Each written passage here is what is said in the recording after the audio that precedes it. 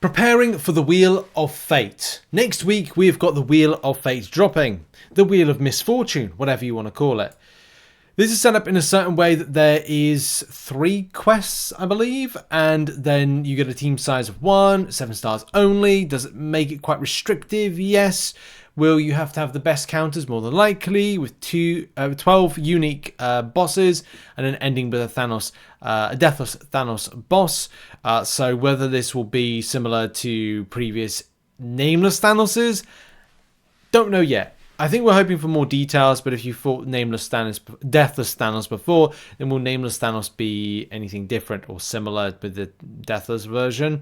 Have this more kind of unstoppable theme to it? Well, more than likely that will be the case. Hopefully we won't have like too much beefed up elements of that Nameless Thanos we've thought in the past, but that's Kabam at the end of the day.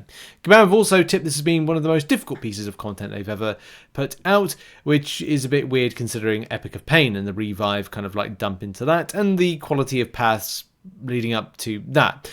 Anyway, there is going to be a limited pool of champions you can use, and champion pools will get smaller each quest, which makes it a bit disappointing and incredibly specific. We'll have to see how that changes. So that means the difficulty curve is largely going to affect what will be the revive investment to it. If you're highly skilled at the game, you probably won't have any issues. For those mid to lower skilled people at the game, or those that don't have the greatest device or the greatest experience when it comes to the quality of the game, for various reasons, this video hopefully will be to help you prepare for this type of event. So what do we know? Well, we've been given the indication based on the selector that you can get from Quest 3 that there will be a specific pool of champions from the selected the prizes. There are some good prizes, good kind of like rewards on offer. It's not game breaking, which gives me a bit of a weird vibe that, well, how can it be difficult if the rewards aren't as good or on the level of Epic of Pain? And Kabam go from different discussions about like, oh, it's Everest, or it's actually Endgame. So is it Everest or Endgame? They need to decide about that.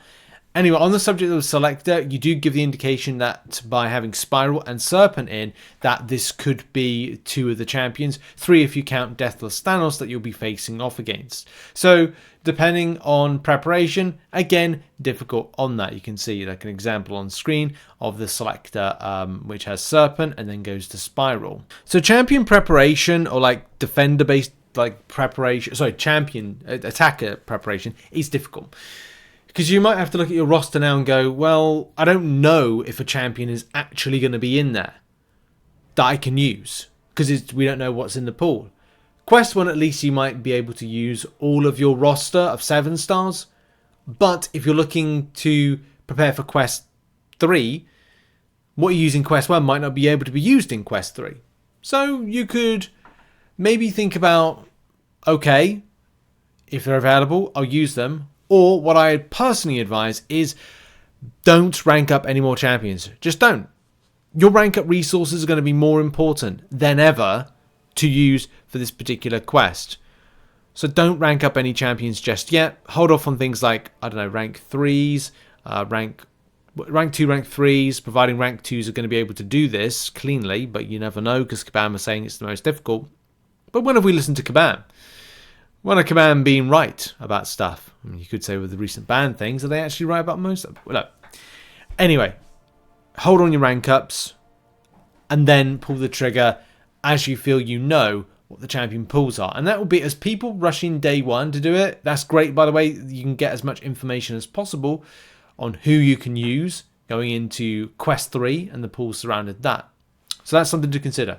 Save your rank ups for that particular knowledge. Yes, we're without any kind of like formal announcement from Kabam on what is the actual quest itself. So there's a lot of hypotheticals with my video, with Kabam's coverage in any case, because they put out in the June live stream like what was coming for the month. But we can surmise a lot of stuff. Prepping of things, making sure you've got enough resource to rank up, the usual stuff. Farming units. Kabam are very sneakily dropping an event that you might find that you're investing a high amount of units for, and you're like, well, that's coming close to July 4th deals. Yes, it is. So Is it a trap? It's a trap. But you can still be incredibly savvy with how you farm your units, yes, but also how you farm your revives and health potions. Just running in Realm of Legends with your highest champions can farm level 3 health potions. Not necessarily a be-all and end-all, as you will have to try and utilize your revives and health potions as much as possible, but when you go to end the fight, you will then be able to return back a champion, choose a new champion at full health. So it's not a big issue, but it's certainly handy if you don't see yourself one-shotting some of these enemies you're facing off against. And 12 champions, let's face it, those pools are going to be way over 10 mil, or they'll be 5 mil, or they'll be on the level of Necropolis. Maybe I pick a Pain level. We just don't know yet. So at least preparing yourself for the worst outcome and, you know, rejoicing at the good of not spending so many revives could be beneficial. One thing that I've always said when it comes to endgame content or Everest content, if it costs 4,000 units equivalent per time, 100 revives per time, that's either the worst case scenario or you don't use them. Okay, so worst case scenario, it costs you 100 revives each time to do it. It's not easy in this day and age with MCOC because the apothecary over a month basis will get you 30 revives. 20 will be in your inventory, 10 will be in the stash, and 14 days is what you have before they will be gone forever. You've also got 30 level 2 revives, which you can get from the Super Daily event over, let's say, a 30-day month. And yes, not all months are 30 days, but I'm just hypothetically putting that out because it definitely is important. So let's say that you've got 60 revives. The other thing that you've got is 123 crystals. And as you know, free crystals give anything. You can get lucky, you could get very unlucky. I've had times where I've picked up revives from this, and do you know what? For the sake of the video, I'm just going to pop open 10 right now to see what I actually get. Oh great, I got health potions, and that is handy if you're going to be utilizing them in content. Not so handy if you're like, I really would have preferred revives or energy refills to farm in different areas to get revives, or farm in lower content to get units, something that I've been definitely doing over the last few months. But I do make sure to save these free crystals because they are something that are not going to expire in my stash, so I can keep them in a pocket. There's also the reason that I advise everybody to pick up the reunion crystal on a weekly basis is not because I just want to be haha funny, just like post it out and is a meme. No, these have things called units, revives and health potions, as well as other helpful materials. So that could be, of those 26 unopened crystals, there could be at least, I don't know, 6 revives from there. And it could be at least 1 team revive. And team revive, not necessarily helpful for this one because it's all about singular reviving of champions as opposed to a team.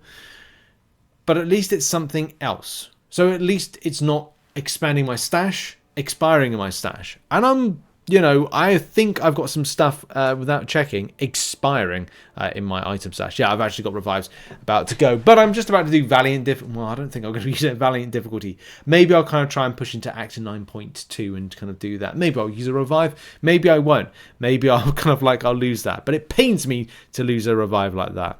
Anyway, so that's something you can consider. From a potion grab deals situation, I always advise people on a regular basis to pick up the potion deals. Those potion deals are fantastic. You know, the potion deals in particular I'm talking about are the things that I keep on harping on about. Funnily enough, if you go and search MCC Potion Revive Bundle, you can see all my shorts there. Do I talk about it a lot? Yes. Why do I talk about it? It's really helpful for free to play. Like, to be reminded as a free to play player, you got endgame coming up, and you're like endgame content coming up, and you're like, I do need to get it done. I need some more revives. We'll go and pick up the bundle, and we'll try and remind you. There's also like the exploration deals that you get from or completion deals from the monthly quests, and that again is helpful to players. It really is. You know, just grab some of those revives and health potions. They're a bit better nowadays, but they're not brilliant, especially compared with some of the others that I do try and recommend, because you get to pick up more in your stash, and it's great. If you're a spender, and also for free-to-play players, it's your access to level 3 revives, which we don't currently have, and that means an extra 20 you can hold in your inventory, which again extends the amount you can carry at one given time. emphasis on the carry, because you can't carry a large amount as a free-to-play player. Spenders, however, get this kind of like extended carrying and width. The width I'm talking about is largely from things like the volume of, I think it's like under the sigil side of things. I think in Sigil Store, there's a special type of revive, or there's a volume. There we go, level 4 revive you can pick up from there. So there. Also, you can pick up the Sigil Health Potion. Look, there's an amount of volume that you can pick up at one given time, but if you are wanting to hold it, it's all about future-proofing and preparation. Having the width of revives and health potions you can hold in your inventory without being kind of punished by them expiring, and go, well, I don't need to do this content and grab this because I've got this, and it's not going to overstock my stash. And I think that's it. I think we got all those particular points of coverage on prep. Can you prep further? Yes. Can you actually? No, actually you can't. You can't go like, oh, these are the enemies you face off against, because we don't know. But at least if I can start like giving you advice on preparing resources for the mid to low skilled players, then we can all get through it together. Remember, we're all in this together, having fun and getting banned. Anyway, thanks for watching. Check out some other content. I'll see you soon. Goodbye.